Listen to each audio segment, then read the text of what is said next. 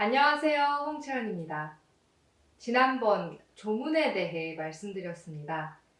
이번 시간에는 발인 전까지 준비해야 하는 것들에 대해 살펴봄과 함께 가래의 중심이 되는 신주에 대해서도 한번 살펴보도록 하겠습니다. 3개월 만에 장사를 치르게 되는데 그 전에 묻을 수 있을 만한 땅을 고릅니다. 이때 어떤 땅을 골라야 하는가가 옛 선인들에게는 굉장히 중요한 문제였습니다. 지금도 간간히 어른들은 그 집이 묘자리를 잘 써서 집안 대대로 잘 됐어 라고 하는 말씀을 하시기도 합니다. 그렇다면 잘 쓴 묘자리란 어떤 곳일까요? 또 그들이 좋은 땅을 찾음으로써 지향하고자 했던 것은 무엇이었을까요? 사실 삼화강은 세속의 사람들이 묘를 좋은 곳에 쓰면서 그로 인해 빈부, 귀천, 현우, 수요가 모두 이에 달렸다고 하는 세태를 비판했습니다. 가난하고 부유함, 귀하고 천함, 현명하고 우둔함, 오래 살고 요절함 등 후대의 운명이 이 땅에 달렸다고 생각하는 것은 잘못되었다는 겁니다. 후손들, 즉 자신들과 그 자식들에게 어떻게 하면 이로울까만 고민하는 게 아니라 묻히는 사람의 신체가 잘 보존될 수 있는지를 고민해야 한다는 게 삼화강을 비롯한 송대 학자들의 생각이었습니다. 시신이 겉으로 드러나지 않아야 하며 물로 인해 썩지 않아야 합니다. 따라서 그들이 말하는 좋은 땅이란 반드시 흙이 두텁고 물이 깊이 있는 땅을 의미하는 것이었습니다. 구체적으로 살펴보면 이렇습니다. 송대 정자의 말입니다. 묘자리를 정한다는 것은 묘를 쓸 자리가 좋은가 나쁜가를 살펴서 정하는 것이다. 자리가 좋으면 신령이 편안하여 자손이 번성한다. 그런데 무엇을 근거로 자리가 좋다고 하는가? 햇빛이 윤이 나고 풀과 나무가 우거진 것을 보면 알 수 있다. 그러나 금기에 얽매이는 사람은 미혹되어 묘자리의 방위를 가리고 기둥에 따라 날을 결정하며 심한 사람은 조상을 받들기 위해 산소를 잘 쓰려는 것이 아니라 오로지 후손이 복을 받기 위한 것만 고려하는데 이런 태도는 더욱 조상을 편안히 모시려는 효자의 마음 씀씀이가 아니다. 오로지 염려되는 5가지를 조심하지 않으면 안 되는데 그것은 뒷날 길이 나거나 성곽을 쌓거나 도랑이나 못을 팔 가능성이 있거나 귀족이나 세도가에게 빼앗길 가능성이 있거나 농지가 될 가능성이 있거나 하지만 않으면 된다. 정자는 자리가 좋으면 신령이 편안하여 자손이 번성한다고 말을 합니다. 그렇다면 결국 묘자리를 잘 쓰면 후대가 편안해진다는 말과도 같은 것이 아닐까요? 저는 그렇게도 볼 수 있다고는 생각은 하지만 정자의 초점은 결국에는 신령이 편안하다라는 말에 있습니다. 정자와 같은 송대 정주학자들은 부모와 내가 하나의 기로 이어져 있다고 생각을 했습니다. 따라서 비록 육신은 땅에 묻혀져 있지만 아직 모두 흩어져 있지 않은 혼의 기가 남아있는데 그 혼이 불편하면 후대 사람들에게도 좋지 못하다는 것이죠. 좀 더 쉽게 말하자면 너희 가족을 정성스럽게 모시지 않으면 나중에 너희가 벌 받을 거야 라고 생각하는 방식입니다. 이에 묘자리를 위로 길이 나거나 성곽을 쌓거나 도랑을 파거나 땅을 빼앗기거나 농지가 될 가능성이 있는 땅에 시신을 안치하면 신령이 불편해할 수 있으니 그 상황을 피해야 한다는 거죠. 이렇게 묻히는 시신의 안위를 고려하여 땅을 구하는 건 조선시대도 마찬가지였습니다. 율곡이인은 성악지묘에서 이렇게 정리했습니다. 신이 생각건대 명당이란 오직 바람을 간직하고 양지 바른 곳으로 흙이 두텁고 물이 땅속 깊이 있는 곳이면 됩니다. 방위나 수파와 같은 풍수설과는 관계가 없습니다. 오늘날 뇌자리를 가리는 사람은 지세와 관련된 책만 믿고 널리 찾아다니다가 자리를 정하지 못하여 오랫동안 부모를 장래 지내지 못하는 경우가 있으니 참으로 미혹한 사람입니다. 자, 그의 생각도 삼어간과 같이 흙이 두텁고 물이 땅속 깊이 있는 곳이라면 괜찮다고 말을 합니다. 그리고 당시 사람들이 땅의 방위나 수파를 측정하는 등의 풍수설을 믿었던 모양인데, 그러느라 땅을 찾는 시간이 지체되어 시신을 늦게 장례 치르는 걸 비판하고 있죠.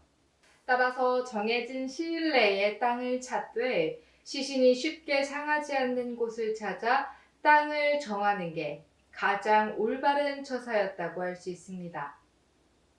땅을 정했으면 장례를 치를 날짜를 점쳐 집안 사람들에게 알립니다.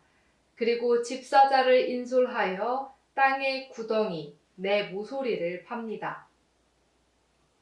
얕게 내 모서리의 구덩이를 파고는 후토시, 땅의 신에게 제사를 지냅니다. 후토라는 말은 두터울 후자에 흑토자를 사용하는데요. 이런 이름에 대해 예기 원령편에 주석을 단 중국 학자인 구광정은 오행 가운데에서 유독 토신만을 후라고 칭하는데, 후는 군주이다. 중앙에 위치해 있으면서 사행을 거느리므로 군주라고 칭하는 것이다 라고 설명했습니다. 오행의 그림을 보면 화, 수, 목, 금이 바깥에 있고 토가 그 안에 있습니다. 이를 구광정이란 학자는 토가 중앙에 위치해 있으면서 나머지 화, 수, 목, 금을 거느린다고 말한 것이죠. 이렇게 땅의 신인 후토씨에게 어떤 사람의 무덤을 쓰니 신이 보호하사 훗날 어려움이 없게 해달라. 삼가 맑은 술과 포, 육장을 신에게 올리니 흠양하시길 바랍니다 라고 말을 하며 음식을 올리고 제사를 지냅니다. 이렇게 보면 자연에 깃들어 있는 신의 개념을 흐릿하게나마 계속 가지고 가고 있는지도 모르겠습니다. 제사를 지내고 나면 나머지 광을 팝니다. 광을 파고 나면 회격을 만듭니다. 회격은 석회와 가는모래와 황토를 3대 1대 1의 비율로 섞어서 관 또는 곽을 놓을 자리를 만드는 것입니다. 이 회격이 있어야 흙으로 이루어진 광중의 벽이 무너지는 것을 막고 관과 곽이 나무 뿌리나 곤충 등에 의해 훼손되는 것을 방지할 수 있다고 합니다. 이는 석회가 가는 모래와 황토와 섞였을 때 돌처럼 단단해지는 성질을 이용한 것이죠.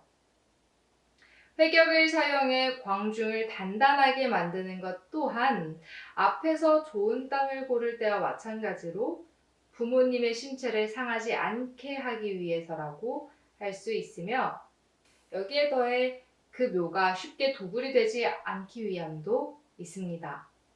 광을 파고 회격을 칠할 때 한편에서는 지석을 만듭니다. 지석은 오랜 시간이 흘러 지형이 바뀌고 어떤 사람의 묘인지 알 수 없는 지경에 이르렀을 때 후손들에게 이 묘가 누구의 것인지를 알리기 위해 만드는 것입니다. 지석은 돌 2개로 만드는데요. 하나는 덮개면, 하나는 그 아랫면으로, 덮개면에는 이 묘에 누가 묻혔는지 간단히 어떤 관직을 지닌 누구의 묘라고 쓰고, 그 아랫면에는 자세하게 그 사람의 주소, 휘, 관, 태어난 일시 등을 새깁니다. 이렇게 자세히 적는 것은 훗날 지형이 바뀌거나 남들에 의해 잘못 옮겨졌을 때를 고려하여 이 돌이 먼저 발견되면 돌에 적힌 사람을 아는 누군가가 다시 좋은 땅으로 묻어주기를 바라는 마음에서 만든 것이라고 합니다. 이 지석과 함께 명기도 준비를 합니다. 명기란 죽은 사람을 위한, 그러나 산 사람을 대하는 듯한 마음을 담은 기물입니다. 공자는 이렇게 말했습니다. 예기 단공평 상입니다. 죽은 자를 보내는 데에 전적으로 죽은 자에 대한 예로만 대한다면 인하지 못하니 그렇게 할 수 없다. 죽은 자를 보내는 데에 전적으로 산 자에 대한 예로만 대한다면 지혜롭지 못하니 그렇게 할 수 없다. 그러므로 죽기, 대나무로 만든 기물은 산 사람이 쓰지 못하고 와기는 광택이 없으며 옥기는 무늬를 새기지 못한다. 그것을 명기라고 하는 것은 신명의 도로 대하는 것이다. 죽은 자를 전송할 때 전적으로 죽은 자의 예로만 대우하는 건 부모를 사랑하는 마음이 없는 것이기 때문에 인하지 못하다고 한 것입니다. 죽은 자를 전송할 때 전적으로 산 자의 예로만 대우하는 것은 사리를 밝히는 그 마음이 없는 것이니 지혜롭지 못하다고 하는 겁니다. 죽기, 와기, 옥기는 사람이 쓰는 기물을 닮았지만 실제로 사용할 수 없는 사물이라고 합니다. 죽기는 테두리가 없어서 쓸모가 없고 와기는 거칠고 질박하여 광택을 지닌 기포가 나지 않으며 목기는 가공하지 않아 조각하거나 새긴 문양이 없기 때문입니다. 사물을 구비했으니 죽은 자로만 대우하지 않는 것이고 그 사물을 직접 쓸 수는 없으니 또한 산 자로만 대우하지 않는 겁니다. 죽은 사람, 보이지 않는 신을 위한 것이므로 이름을 명기라고 지어 사용한 것입니다. 이 명기 외에도 하장, 포, 소, 앵을 준비합니다.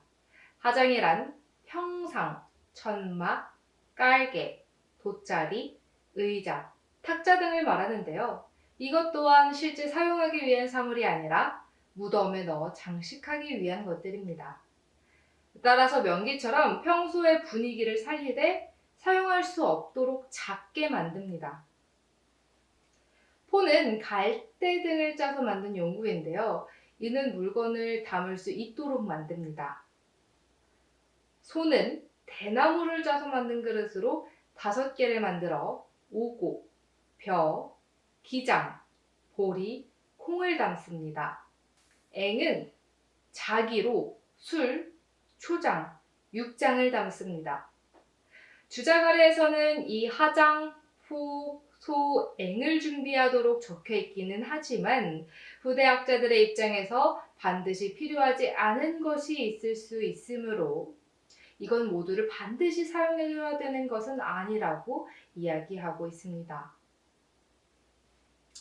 또 큰 상여와 삽을 준비합니다. 이때 삽이란 우리가 생각하는 그 흙을 퍼서 나르는 도구가 아니라 상여 양 옆에 세우는 큰 부채 모양의 물건을 이릅니다.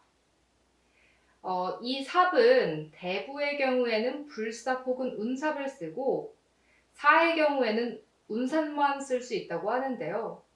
불삽은 한자어로 아자가 들어간 삽이고 운삽은 구름 무늬만 들어간 삽입니다. 이 상여 옆에 있는 삽의 모양을 통해 죽은 자의 신분을 알 수가 있는 것이죠.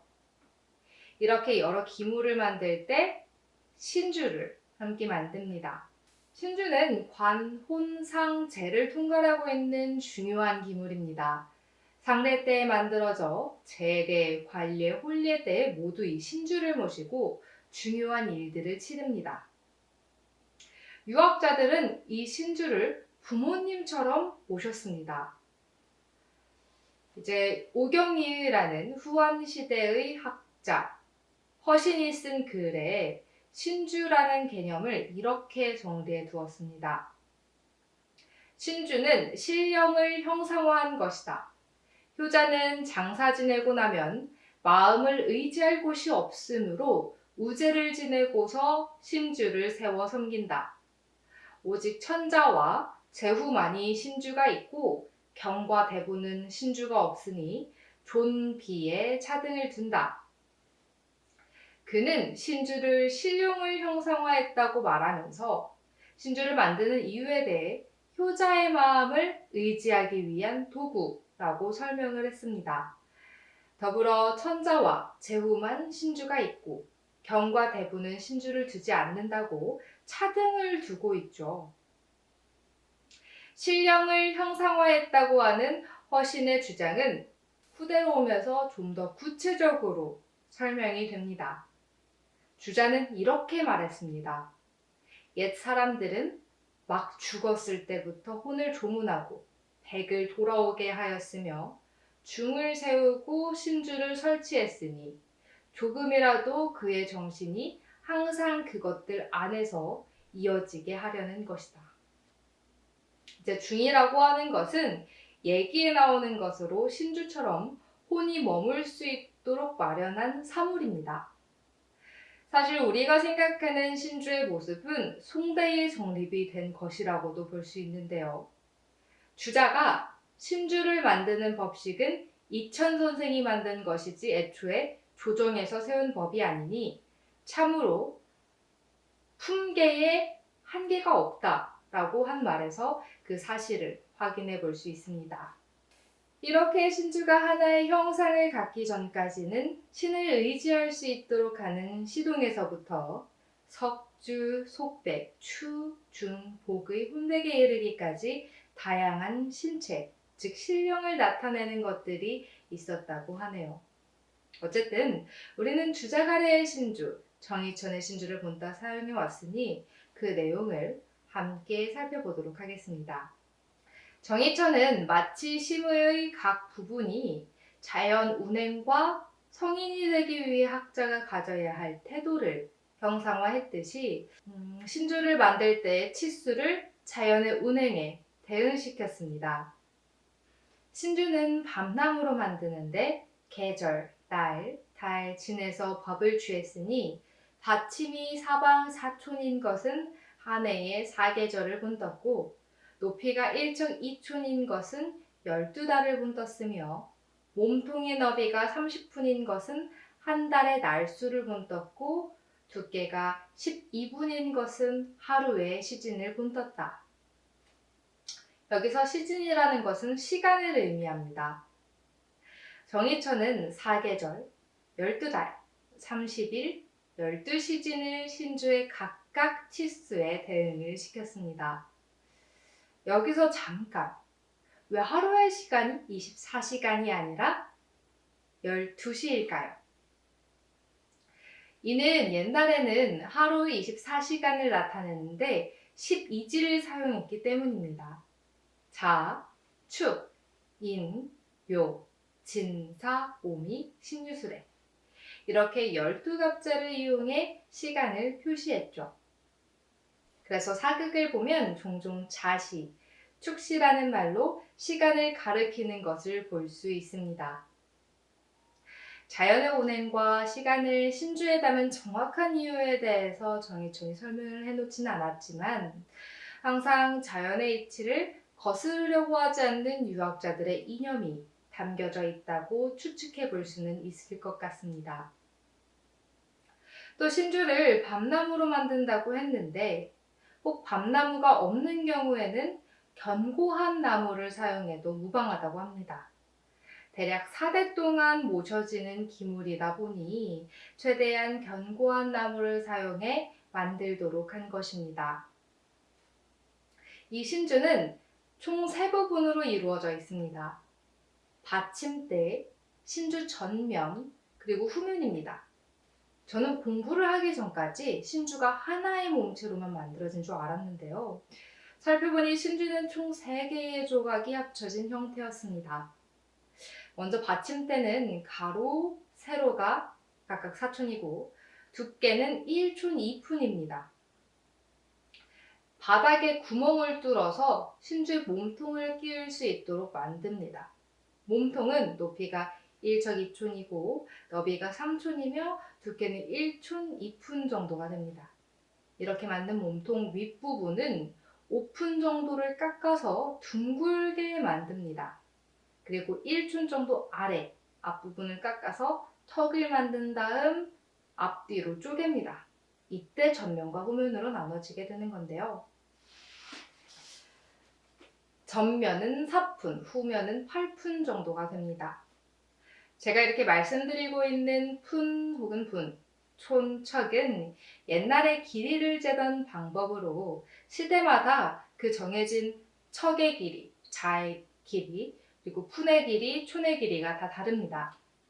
한국의 고려시대 및 조선시대 초기에는 한 척, 한 자가 32.21cm 정도 되었다고 하고 세종대에는 31.22cm로 바뀌었다고 하네요.